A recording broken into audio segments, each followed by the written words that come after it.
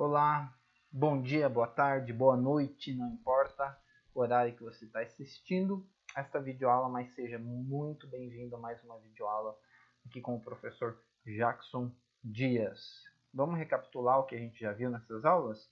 Teoria ética universal, lembra das 7 leis?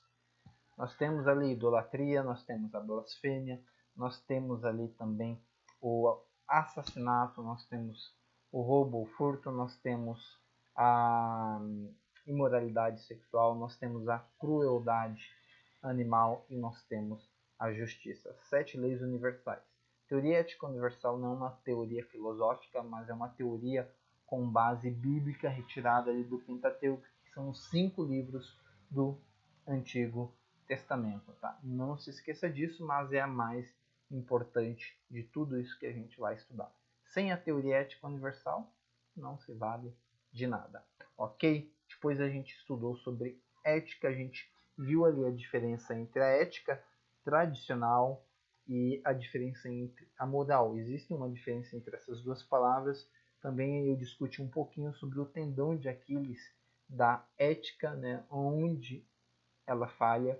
Também conversamos um pouquinho sobre a ética Nicômaco, tá?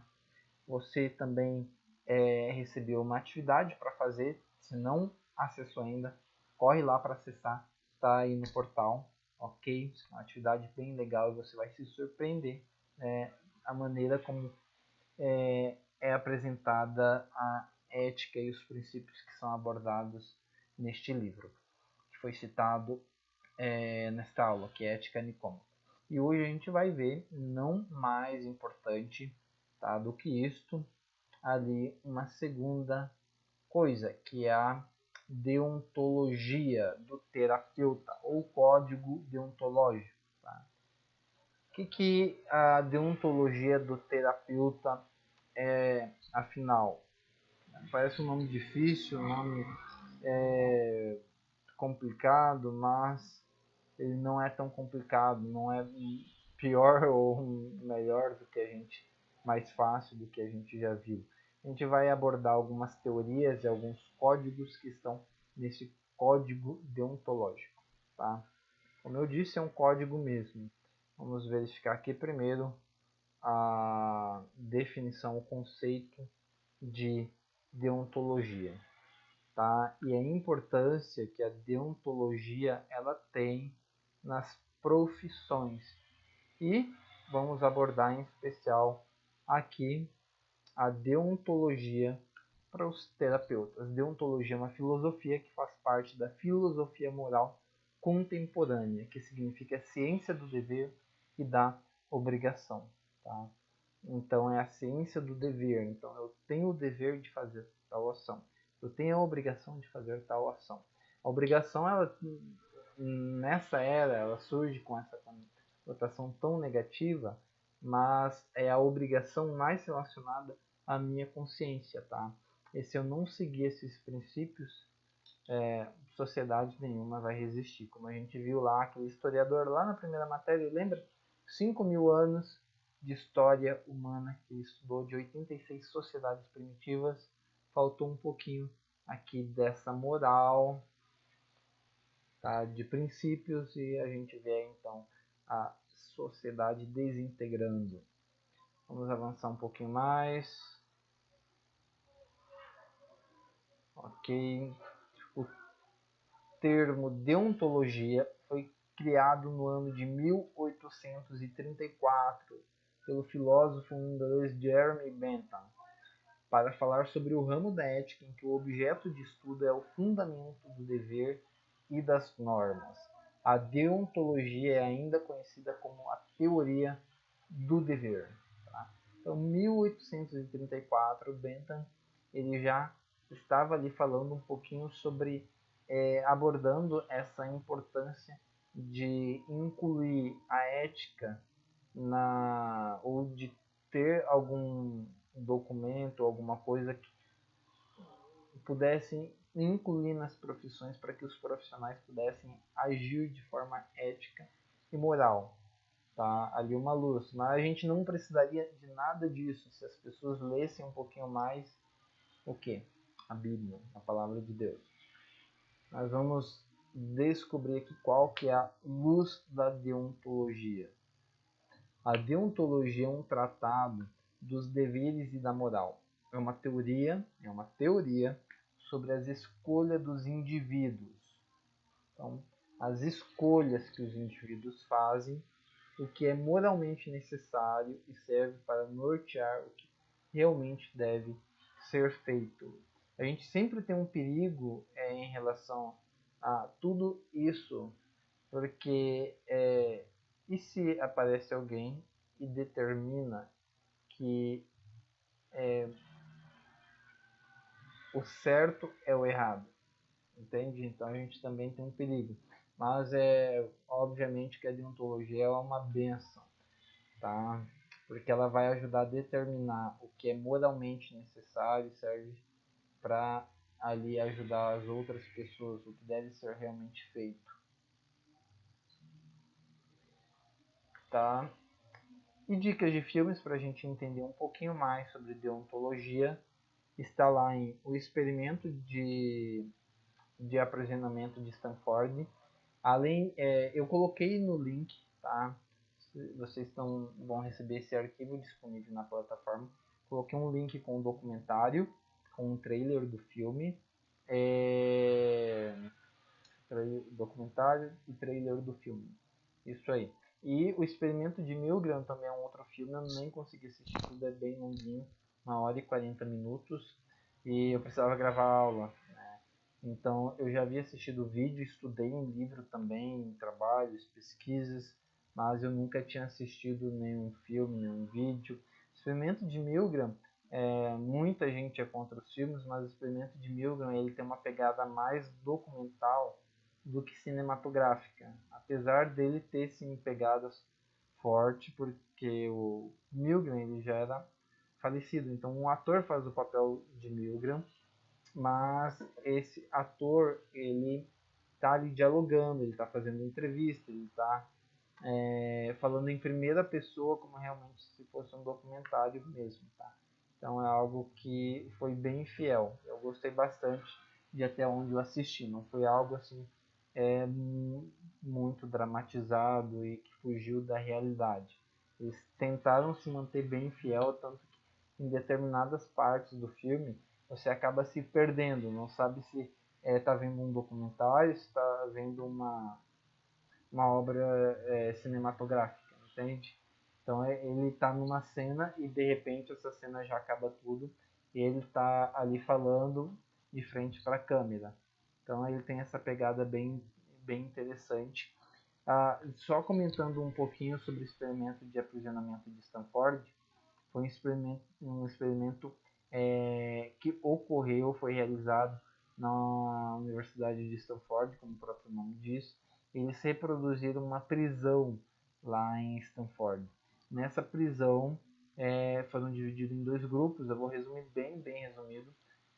Alguns voluntários que recebiam $15 por dia. O experimento ele deveria durar 2 semanas, mas ele teve um desfecho muito dramático, precisou ser interrompido no 6º dia. No caso do experimento de aprisionamento de Stanford, a gente tem ali uma característica que os voluntários que pegaram o papel, digamos, de guarda, eles estavam responsáveis em cuidar, digamos, dos prisioneiros que também eram voluntários. E acabou sendo um experimento fora de controle, acabou tendo abuso de poder, houve sofrimento psicológico, nudez, enfim, foram situações muito constrangedoras de pressão psicológica e realmente teve que ser interrompido. Eles abusaram muito do poder, retiraram a alimentação e tal. Apesar que eu coloquei também um link de um documentário. Eu coloquei também um link de um documentário do YouTube Premium. É um documentário pago, mas vale muito a pena assistir. Quem tem assinatura do YouTube Premium, tá? Ele traz um ponto de vista totalmente diferente que eu mesmo nunca havia percebido no experimento de Stanford. e ele dá uma reviravolta total, muito interessante, tá? Se de repente a maioria não tem acesso e acha interessante ver, eu tento gravar esse documentário. Ele não é tão grande, eles reproduzem nesse documentário aí o experimento de aprisionamento de Stanford. Tá? Eles chegam a uma conclusão um pouco diferente da que o psicólogo da época havia chegado. É bem interessante. E isso daí mostra, né, se você dá poder para as pessoas, esse tipo de experimento, o que elas são capazes de fazer. Elas são capazes de se tornarem pessoas más. No caso do experimento de Milgram, a gente já tem uma situação um pouquinho diferente. Também é feita uma pesquisa. Milgram ele fez muitos testes e foi um psicólogo fantástico. E nesse teste do experimento de Milgram, como ele fez vários testes, né, não é diferente do anterior, porque fala exatamente de um, mas o de Milgram acaba focando mais no teste dos choques. Né? Eles selecionaram alguns voluntários e eles deixaram com que esse voluntário ficasse numa sala. Do outro lado da sala tinha uma outra pessoa que iria receber choque. A pessoa de lá iria responder a pergunta que ele fazia, e se ele errasse, ele ia dando choque. Esses choques eles iriam aumentando de uma potência de 45 volts até 450 volts, potência muito grande. Chegava um ponto que a pessoa do outro lado lá já não gritava mais, já não falava nada, e ainda assim a pessoa continuava administrando o choque.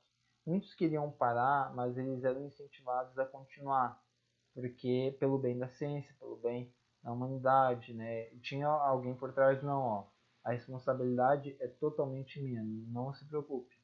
Então é uma situação onde ele pensou, ó, a gente vai começar esse experimento e eu tenho certeza que ninguém vai chegar até o final. Mas teve uma reviravolta, porque 99% foram até o choque máximo. O choque que mataria alguém. Obviamente que não tinha ninguém na outra sala tomando choque, né? Mas se tivesse, obviamente a pessoa teria morrido. Né? Um outro experimento que ele coloca ali um grupo de pessoas entrando numa sala, mas todos são atores, e eles respondem a uma pergunta óbvia. E no começo, né, todo mundo vai respondendo certo, mas são perguntas bem fáceis.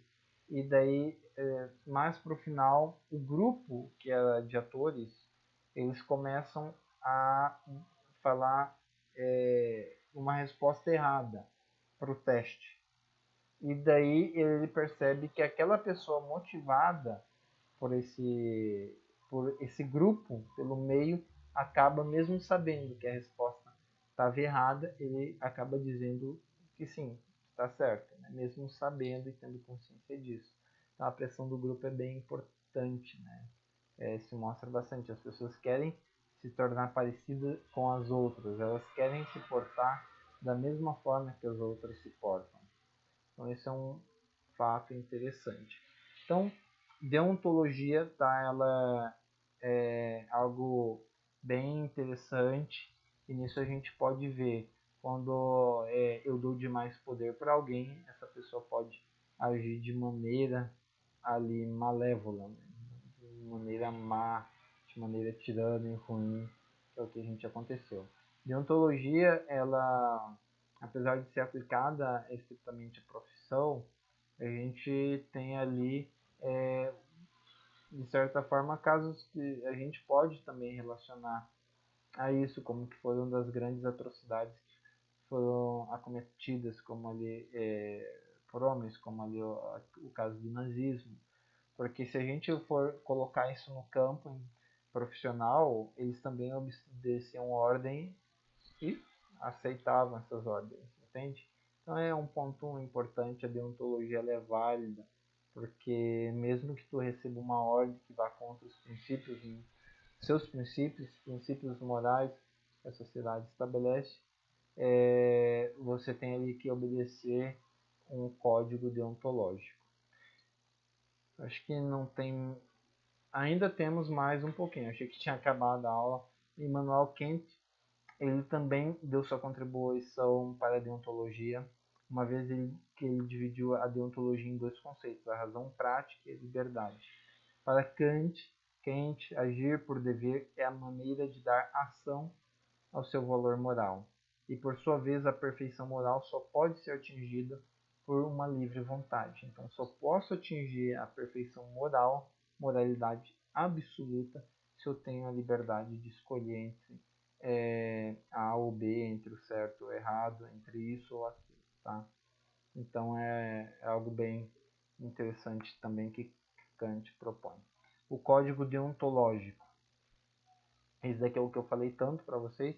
A deontologia também pode ser o conjunto de princípios e regras de conduta ou deveres de uma determinada profissão, ou seja, cada profissional deve ter a sua deontologia própria para regular o exercício da profissão e de acordo com o código de ética de sua categoria. Então eu não posso utilizar o código de uma profissão para outra, porque o que eu faço como biomédico, um técnico de enfermagem não pode fazer. O que um técnico de enfermagem faz, eu também não posso fazer muitas vezes. Então, por isso que o código deontológico é importante. Para os profissionais, deontologia são normas estabelecidas, não pela moral, e sim para a correção de suas intenções, ações, direitos, deveres e princípios. Um ponto importante que provavelmente eu vou abordar ainda é que o código deontológico ele pode ser mudado ao longo do tempo, né? Conforme a tecnologia e as coisas forem avançando, a gente tem mudanças assim no código deontológico. Um exemplo, por conta da explosão da tecnologia, a gente tem cada vez mais a questão ali das fotografias de antes e depois. É ético ou não é ético? Se o paciente autoriza, eu posso postar nas redes sociais, eu posso divulgar?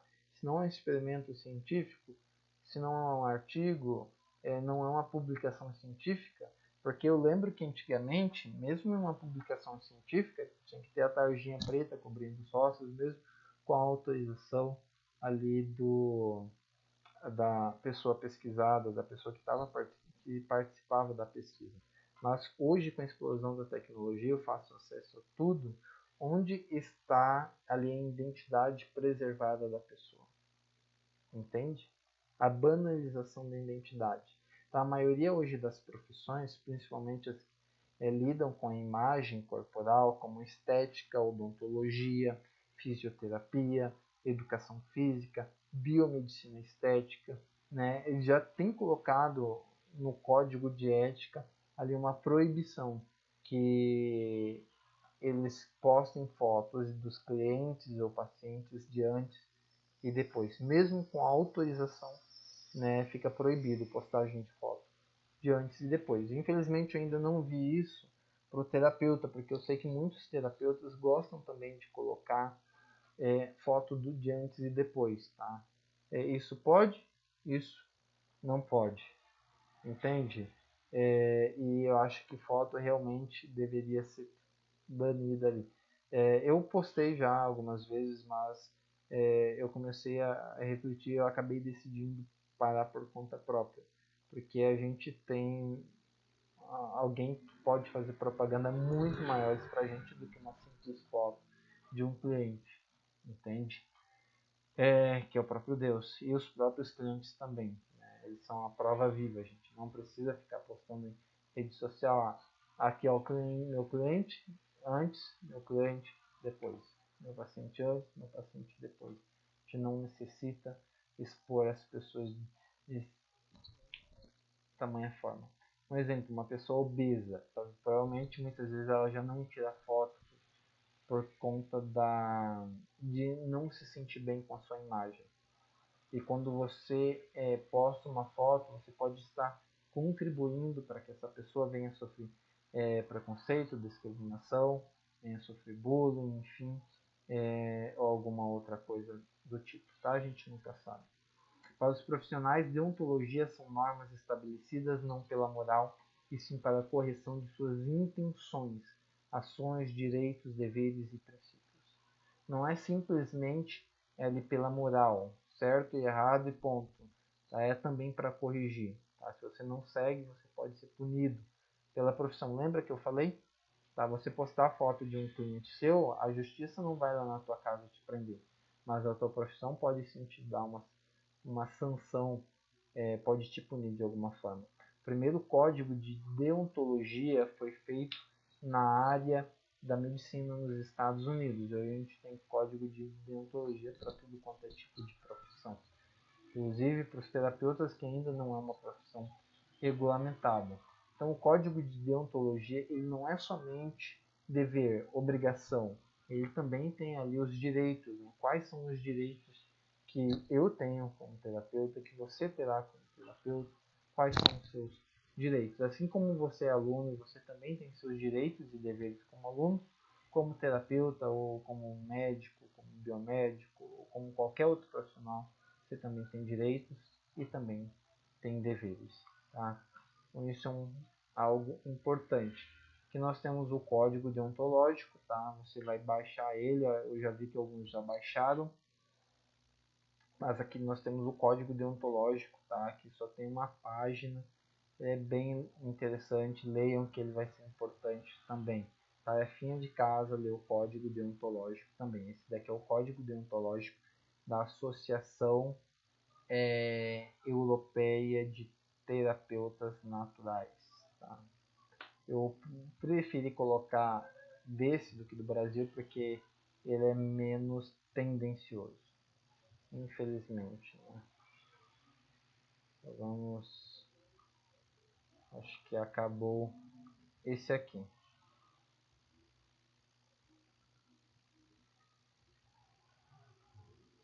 Ok, então terminamos mais uma videoaula. Hoje a gente falou sobre deontologia do terapeuta. Espero que vocês estejam gostando das aulas, tá? E a gente vem com mais aula por aí, tá?